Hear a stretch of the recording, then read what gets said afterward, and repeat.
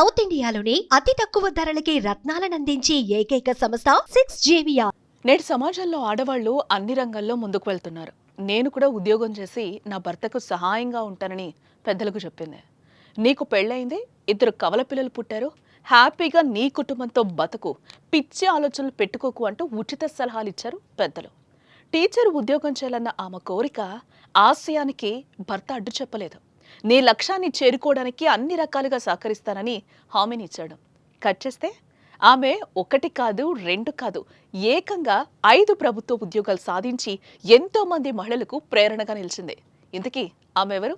అంత గొప్ప విజయాన్ని ఎలా సాధించింది? పూర్తి వివరాలు విజేత సక్సెస్ స్టోరీలో చూద్దాం.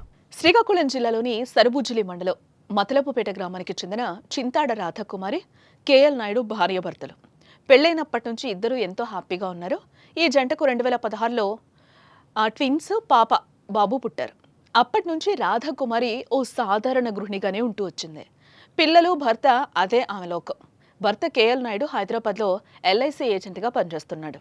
తన కుటుంబాన్ని పోషించడానికి భర్త పడుతున్న కష్టాలు చూసి రాధాకుమారి చలించిపోయింది. తాను కూడా ఏదైనా ఉద్యోగం చేసి భర్తకు అండగా నిలవాలని భావించింది.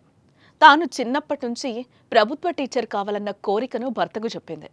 భార్య ఉత్సాహాన్ని గమనించిన నాయుడు ఏమాత్రం అడ్డు చెప్పకుండా కష్టపడి చదువుని ప్రోత్సహించాడు. రాధాకుమారి ఓవైపు కుటుంబాన్ని చూసుకుంటూ చదువుపై ఫోకస్ చేసింది.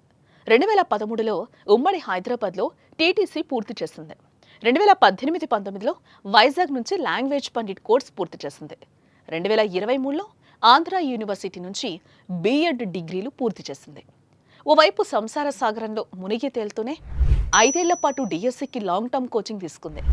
ఏపీలో కూటమి ప్రభుత్వం వచ్చిన తర్వాత ప్రకటించిన మెగా డిఎస్సికి దరఖాస్తులు చేసుకుని అన్ని రకాల పరీక్షలు రాసింది. ఇటీవల వెలువడిన మెగా డిఎస్సి ఫలితాల్లో ఆమె రాసిన అన్ని సబ్జెక్టుల్లోనూ ఎంపికై అందరిచే ఔరా అనిపించుకుంది. రాధాకుమారికి ఒకే దెబ్బకు 5 ప్రభుత్వ ఉద్యోగాలు సాధించి రికార్డును సృష్టించింది.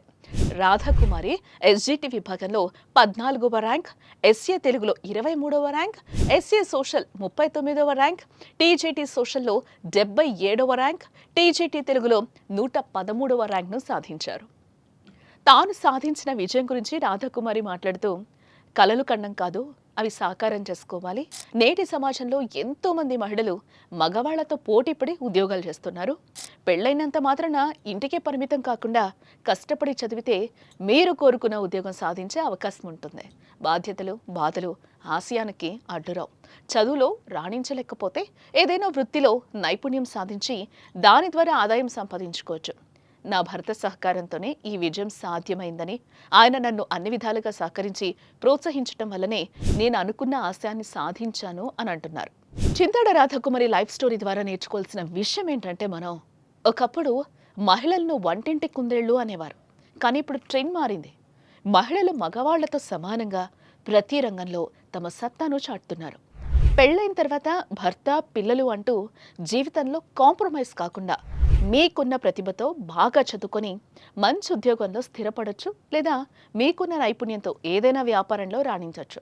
అందుకు ప్రభుత్వాలు కూడా అన్ని విధాలుగా సహకరిస్తున్నాయి. ఆడవాళ్ళు తలుచుకుంటే ఏదైనా సాధించవచ్చు అని రాధాకుమారి నిరూపించింది.